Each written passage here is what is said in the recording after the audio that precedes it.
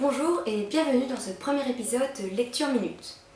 Le but est de vous faire découvrir à chaque vidéo une lecture et ce en quelques toutes petites minutes. J'espère que le concept vous plaira et puis surtout qu'il vous donnera beaucoup d'idées de lecture.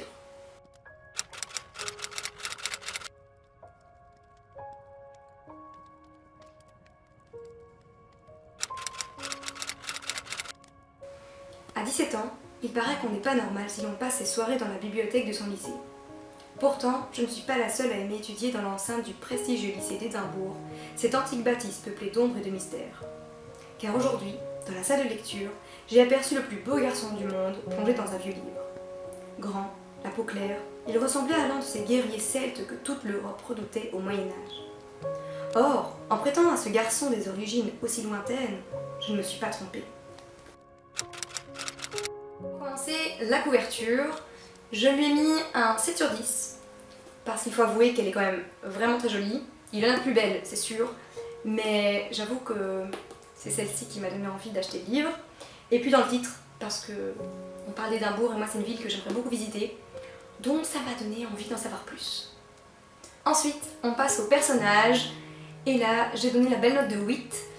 Les personnages sont plutôt attachants, et si j'ai donné la note de 8, c'est parce que j'ai adoré que le récit soit divisé en plusieurs parties bien sûr, mais selon une différente voix. Donc à chaque fois c'était un personnage différent qui parlait, même si le personnage principal revenait plus souvent bien évidemment.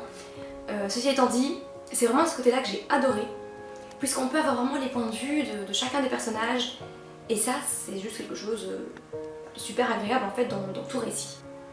En ce qui concerne l'ambiance, j'ai donné un beau 9, tout simplement parce que c'est le livre parfait pour lire en octobre, à l'approche d'Halloween.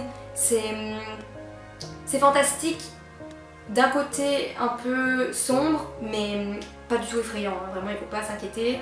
C'est très léger hein, justement, et ça c'était ultra agréable. Et l'histoire dans tout ça?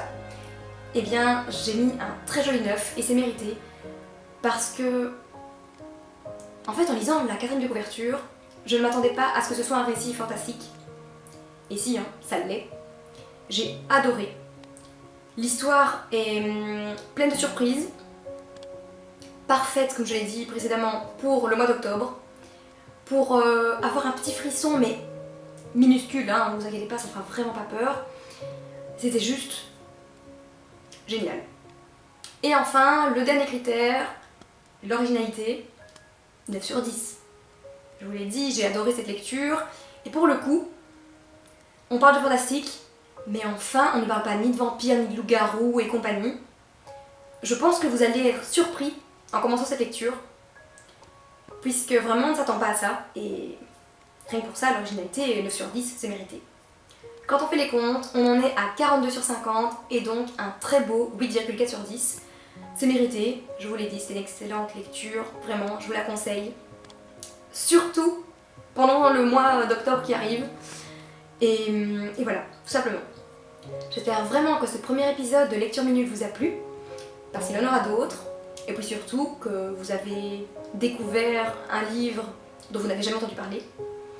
Et en attendant la prochaine vidéo, moi je vous retrouve comme d'habitude sur Instagram et Facebook. Je poste beaucoup de choses en rapport avec l'automne en ce moment, donc je vous laisse découvrir si ça vous intéresse. Et puis, moi je vous dis à bientôt. Mouah.